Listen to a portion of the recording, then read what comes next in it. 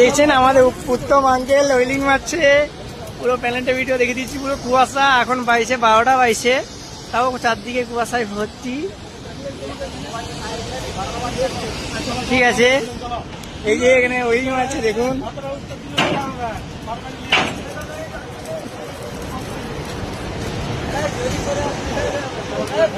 সব এখানে জোরজাবস্তি করছে, দুটো সুপারভাইজার জোরজাবস্তি করছে একে নিচে নামানোর জন্য। নিচে কাজ আছে, সেনা নামবে না কিছুতেই।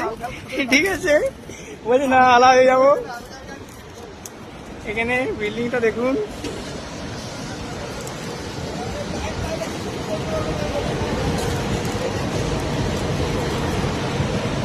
কম করে 1 ঘন্টা টাইম লাগে, 40 মিনিট টাইম লাগে নামতে এখান থেকে।